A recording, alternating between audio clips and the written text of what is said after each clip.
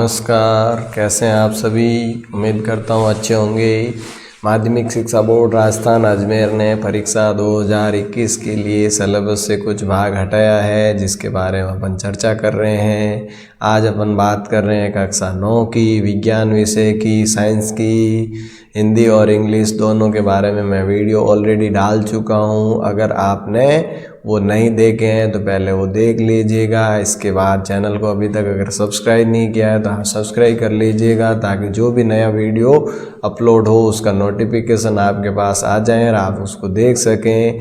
तो आज अपन बात करेंगे विज्ञान विषय की कि विज्ञान विषय में क्या क्या चीज़ें हटाई गई हैं, यानी कि जो सिलेबस था उस सिलेबस में बदलाव किया गया है। कोरोना के कारण स्कूलें नहीं खुली, जैसा कि आप सब जानते हैं। आप सभी घर पे ही होंगे और पढ़ाई कर रहे होंगे। स्कूलें खुले नहीं खुले, परीक्षाएं आपकी ज़रूर होगी। बिना परीक्षा के आप अगली क्लास में प्रमोट नहीं होंगे, ये ध्यान रखना। इसीलिए आप अपनी तैयारी जारी रखो, चाहे आपने स्कूलों जा रहे हो नहीं जा रहे हो, ऑनलाइन पढ़ रहे हो नहीं पढ़ रहे हो अभी तक, लेकिन अभी पढ़ना शुरू कर दो। पुस्तक का नाम देखो, विज्ञान साइंस है। हिंदी इंग्लिश दोनों मीडियम वाले समझ लेना, यहाँ दोनों ही चीज़ें समझा रखी है। तो अब सबसे पहले तो अपन बात करेंगे जो डिलीट किया गया चैप्टर है, जो आपको नहीं पढ़ना है। भी देखो, परीक्षा में क्या ज़रूरी है, एक तो ये ज़रूरी है कि भाई हमें क्या क्या पढ़ना है, इससे भी ज़्यादा ज़रूरी क्या है कि क्या क्या छोड़ना है। तो आज अपन बात करेंगे क्या क्या नहीं पढ़ना है या क्या क्या छोड़ना है उसके बारे में, ठीक है। तो सबसे पहले देखो यहाँ ऊपर से कि भी इकाई का नाम दे रखा है, देखो यूनिट एंड नेम चैप्टर।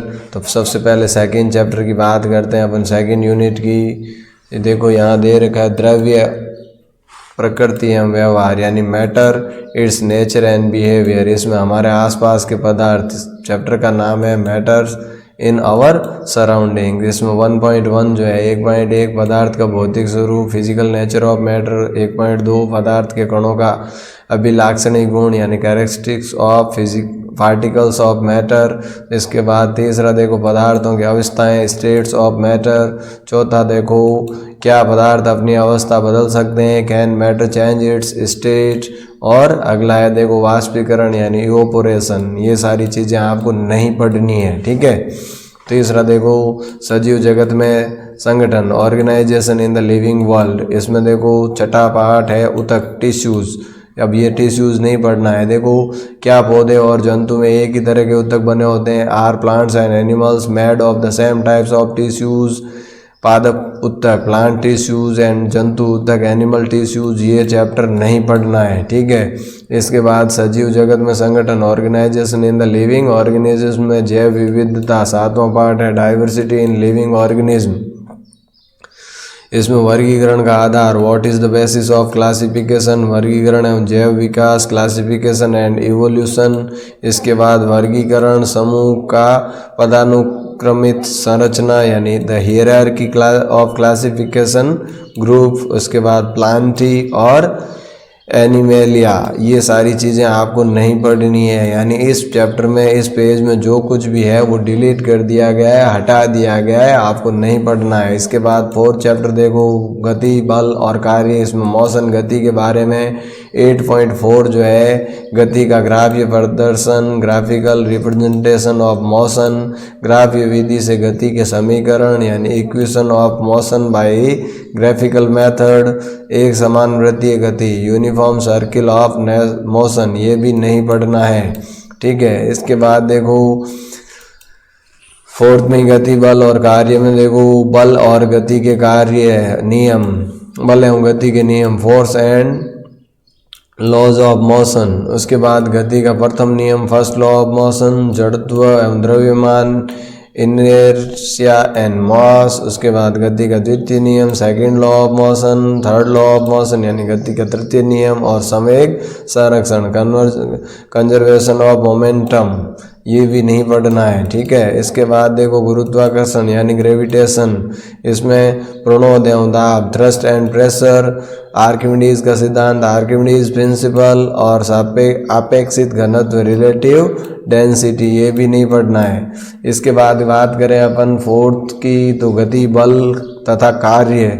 इसमें कार्य और ऊर्जा की बात करें, वर्क एंड एनर्जी, तो 11.3 जो है कार्य करने की दर, रेट ऑफ डूइंग वर्क, ये नहीं पढ़ना है, ठीक है।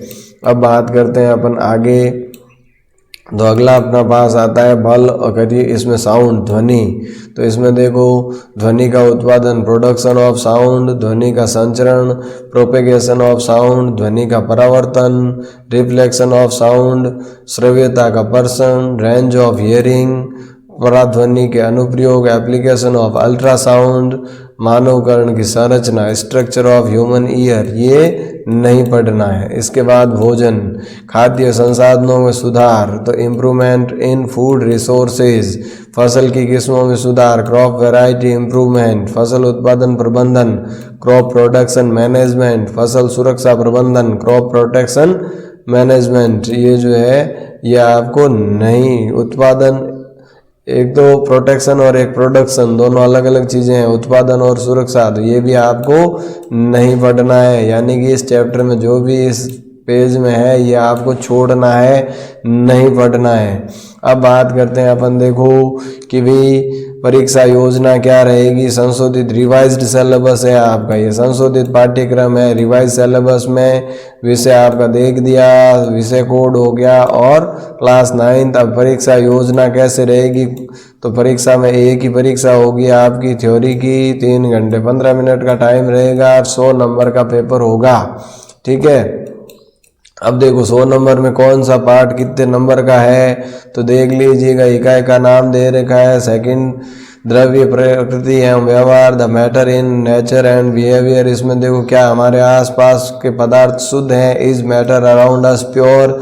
इसमें शीर्षक ये 7 नंबर के 7 मार्क्स का है भाई। मिश्रण क्या है, व्हाट इज मिक्सचर। विलयन क्या है, व्हाट इज सॉल्यूशन। मिश्रण के घटकों का पृथक्करण, separating the components of a mixture. इसके बाद भौतिक एवं रासायनिक परिवर्तन, फिजिकल एंड केमिकल चेंजेस, और शुद्ध पदार्थों के क्या प्रकार है, what are the types of pure substance. ये चीज़ें जो है पढ़नी है आपको, 7 नंबर का है। उसके बाद देखो द्रव्य, प्रकृति एवं व्यवहार। इसमें देखो परमाणु और अणु यानी एटम्स एंड मॉलिक्यूल के बारे में अपने को देखना है। तो इसमें देखो रासायनिक संयोजन के नियम, लॉज ऑफ केमिकल कॉम्बिनेशन। परमाणु क्या है, व्हाट इज एटम्स। अणु क्या है, व्हाट इज मॉलिक्यूल। और रासायनिक सूत्र लिखना, राइटिंग केमिकल फॉर्मूलाज। ये जो है 9 नंबर के क्वेश्चंस आपके इसमें से पूछे जाएंगे। इसके बाद देखो आणविक द्रव्य मान एवं मोल संकल्प, मॉलिक्यूल मास एवं मोल कंसेप्ट, ये भी आएगा उसमें। इसके बाद देखो परमाणु संरचना की बात करें तो यहाँ जो है पदार्थों के आवेशित कण, चार्ज पार्टिकल इन मैटर। इसके बाद परमाणु संरचना, स्ट्रक्चर ऑफ एन एटम। विभिन्न कक्षाओं में इलेक्ट्रॉन कैसे वितरित होते हैं, how are electrons distributed in different orbits और सेल्स। संयोजकता, वैलेंसी। इसके बाद देखो परमाणु संख्या एवं द्रव्यमान संख्या,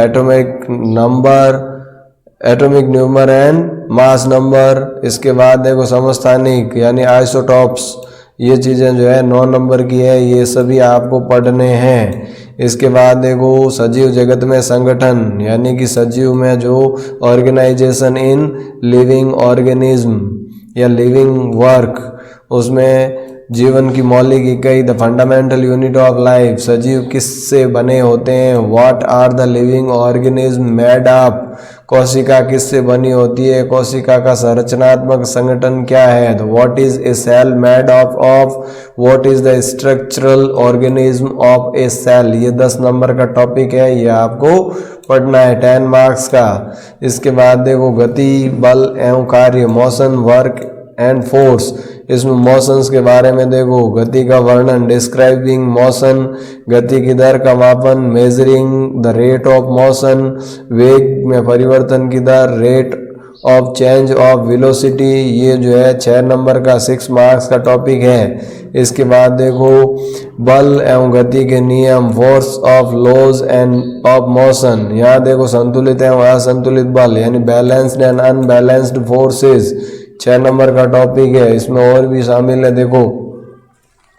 इसके बाद देखो देखो इसमें तो इतना ही है, ये चीज़ें जो है संतुलित और असंतुलित बल ही आपको पढ़ना है। Balanced and unbalanced forces 6 marks का। अब बात करते हैं इकाई 4 की। तो यहाँ देखो मोशन वर्क है, फोर्स एंड वर्क में ग्रेविटेशनल गुरुत्वाकर्षण की बात करें तो गुरुत्वाकर्षण यानी ग्रेविटेशन, मुक्त पतन फ्री फॉल, द्रव्यमान मास और भार यानी वेट, ये मिला के 6 नंबर का है, 6 मार्क्स का ये रहेगा। इसके बाद देखो कार्य एवं ऊर्जा, वर्क एंड एनर्जी के अंदर कार्य और ऊर्जा यानी वर्क और एनर्जी 12 मार्क्स का है, ठीक है। इसके बाद हम बीमार क्यों होते हैं, what do we fall ill, तो यहाँ स्वास्थ्य और इसका बिगड़ना, हेल्थ एंड इट्स फेलियर, रोग तथा इसके कारण, डिजीजेज एंड इट्स कॉज, और संक्रामक रोग इन्फेक्शियस डिजीजेज, ये जो है 10 नंबर का चैप्टर है, 10 मार्क्स का। ये सारे टॉपिक्स आपको पढ़ने हैं, ये एग्जाम में आएंगे, एग्जाम पॉइंट ऑफ व्यू से आएंगे, ठीक है। उसके बाद देखो हमारा पर्यावरण, तो बात करते हैं अपन हमारे पर्यावरण और एनवायरनमेंट में। तो प्राकृतिक संपदा नेचुरल रिसोर्सेज, जिसमें जीवन की श्वास वायु the breath life of air, जल एक अद्भुत द्रव्य वाटर ए वंडर लिक्विड, मृदा में खनिज प्रचुरता मिनरल रिचेज इन सॉइल, जैव रासायनिक चक्रण बायोजियोकेमिकल साइकिल। उसके बाद देखो ओजोन परत ओजोन लेयर, ये मिला के 17 मार्क्स यानी 17 नंबर के टॉपिक है, अच्छे से इनको तैयार करना है। और लास्ट बचता है आपका फूड यानी खाद्य संसाधनों में सुधार, इम्प्रूवमेंट्स इन फूड रिसोर्सेज, तो फसल उत्पादन में उन्नति यानी इम्प्रूवमेंट इन क्रॉप यील्ड्स, और पशुपालन यानी एनिमल हस्बेंड्री, ये 8 नंबर का टॉपिक है। तो यहाँ अपन ने जो पढ़ा है ये चीज़ें तो आपके सिलेबस का पार्ट है, यानी ये आपको पढ़ना है, ये पढ़ना है, ये भी पढ़ना है और ये भी पढ़ना है, ठीक है। कौन कितने नंबर का आएगा ये मैंने बता दिया, उम्मीद करता हूँ आपको समझ में आया है। ये जो हटाए गए हैं डिलीट किए गए हैं वो है जिनको कि नहीं पढ़ना है, ठीक है। तो अब आप जो है अपनी बुक को लें और उसमें ये सारी चीज़ें नोट कर लें और उसी हिसाब से अपनी तैयारी को जारी रखें ताकि आप अगली क्लास में पहुंच सकें अच्छे मार्क्स के साथ। आपको और आपके ये जो कंसेप्ट है, बेसिक कंसेप्ट जो अवधारणाएं हैं वो भी स्पष्ट हो सके। तो आई होप आपको ये समझ में आया है और आप अच्छे तरीके से इसकी तैयारी करेंगे। मिलते हैं अगले वीडियो में अगले विषय के साथ, तब तक के लिए धन्यवाद। जय हिंद, जय भारत।